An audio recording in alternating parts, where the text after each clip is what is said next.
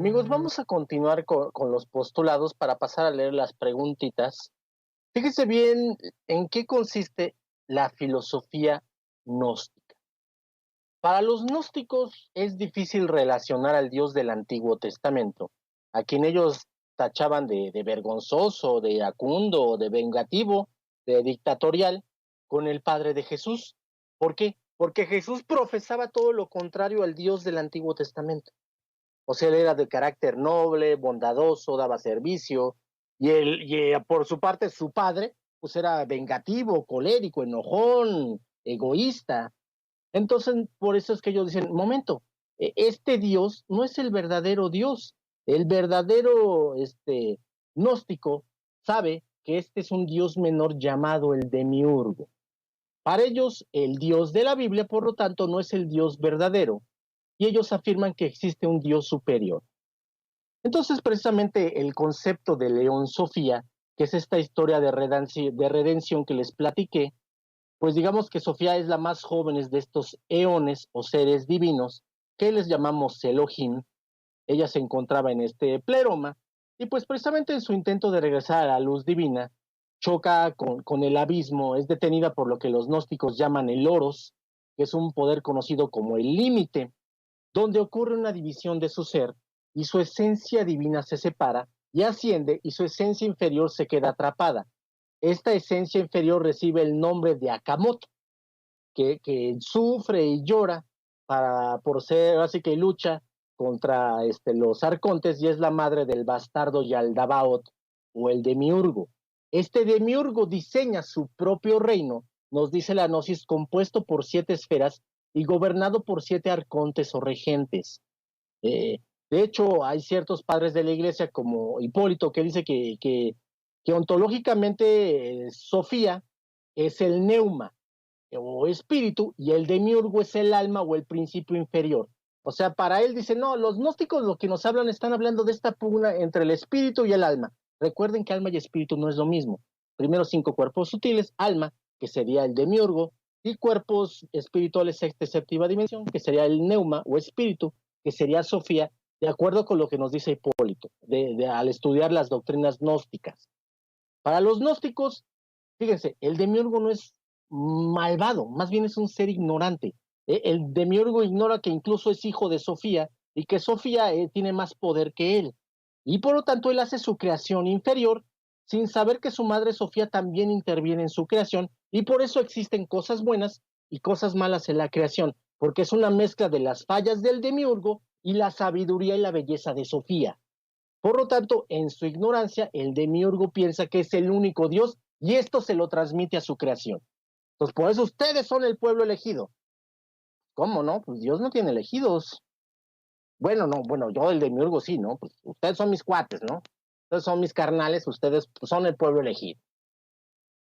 Entonces, de hecho, fíjense que Sofía sí es mencionada en la Biblia.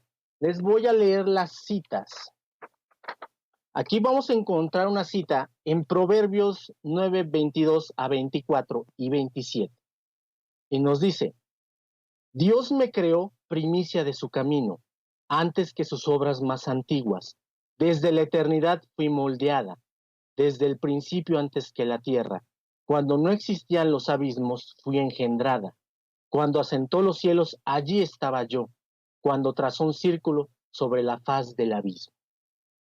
Y también encontramos otra referencia a Sofía en Eclesiásticos 24, 5, 7.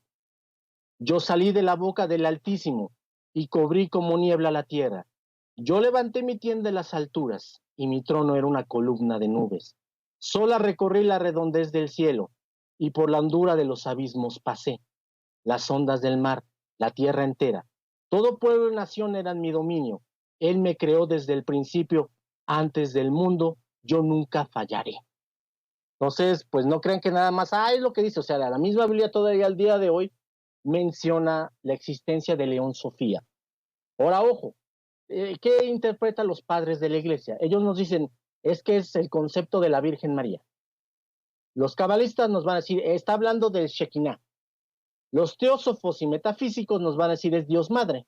Y para la nueva teosofía es un eón, un Elohim, un espíritu creador de Dios. Ahora, el concepto de Cristo. A los gnósticos, pues Cristo es como un Che Guevara, ¿no? Es un revolucionario. Él vino ahora sí que a cambiar todo. Y precisamente también San Pablo nos cita, cuando describe a Cristo, nos dice, por encima de todo principado, potestad, virtud y dominación, y de todo cuanto tiene nombre, no solo en esta era eón, sino también en la venidera.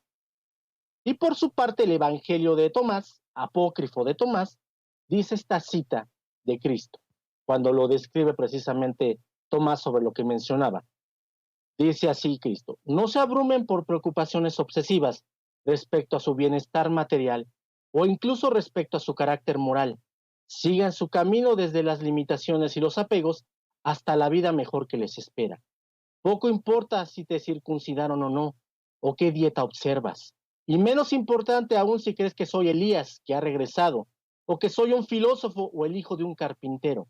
Lo importante es que hagas esfuerzos sinceros por conocerte a ti mismo y prepararte así para la gnosis liberadora. Entonces, por eso se considera a Cristo el creador de la gnosis actual. Y nos dicen, ahí está muy clara las enseñanzas gnósticas de Cristo en el pasaje, la parábola del trigo y la cizaña, ¿no? Donde el hombre virtuoso siembra su trigo y el vecino envidioso le pone cizaña. Y cuando se dan cuenta los vecinos, pues le dicen, oye, te vamos a ayudar a separar la cizaña, ¿no? De ahí, de tus semillas. Y el hombre virtuoso les dice, no, dejen que crezcan ambos. Y hasta el tiempo de la cosecha, donde va a ser más fácil separarlos, pues ahora sí que lo llevamos a cabo. Entonces, dicen los gnósticos, ahí está el claro ejemplo. El mundo es una mezcla de semillas, de luz y de tinieblas, que en un principio es imposible distinguirlas. Tú no puedes distinguir el trigo de la cizaña. Pero después, en la plenitud de los tiempos, proceso de ascensión, se separarán de forma natural, como se ha ordenado de acuerdo al plan divino. Entonces, esto es muy, muy, muy importante. Así que Jesús, precisamente, las escrituras gnósticas le llaman el Logos o el ungido de Cristo, que es ungido, y desciende al mundo inferior a rescatar a León Sofía de los arcontes y lo regresa al pleroma. En los salmos que vienen en los textos de los rollos del Mar Muerto, nunca dice Yahvé, nunca dicen Jehová. Dicen luz divina, sol divina, presencia divina. ¿Por qué? Porque los salmos son los cantos que León Sofía le hizo a Dios. Y precisamente por estos salmos, Dios perdona a León Sofía y manda a su hijo a rescatarlo. Así que no solamente vino como un bodhisattva el Maestro Jesús, otra de sus misiones era precisamente rescatar a León Sofía de los arcontes. Entonces esto es muy, muy, muy interesante.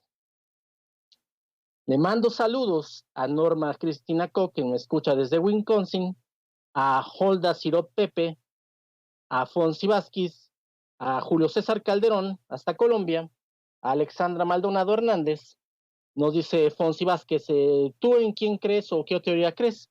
Es un poco relacionada, sí, la nueva teosofía comparte esta idea gnóstica de que Dios, la presencia divina, no es el que viene en el Viejo Testamento. Por eso es que Jesús jamás dijo un Yahvé, nunca dijo Jehová, porque él sabía que ese no era Dios, que ese era el demiurgo. Él siempre se refirió como mi padre. Y en efecto, ¿no? Dios no va a andar pidiendo sacrificios. Dios no tiene ego, Dios no se enoja. Ah, se enojó porque adoraron a otro. No, hombre, ¿cómo crees? Pues Dios no tiene ego, si Dios no eres tú. Entonces, en efecto, ese no es Dios. Recuerden que también el Viejo Testamento es una copia de los escritos sumerios. Entonces aquí estamos hablando de una mezcla de seres, incluso hasta extraterrestres, que se hacen pasar por nuestro Dios, por la presencia divina, usurpan el lugar de la presencia divina. Por eso tiene que venir el Maestro Jesús precisamente, a decir, momento,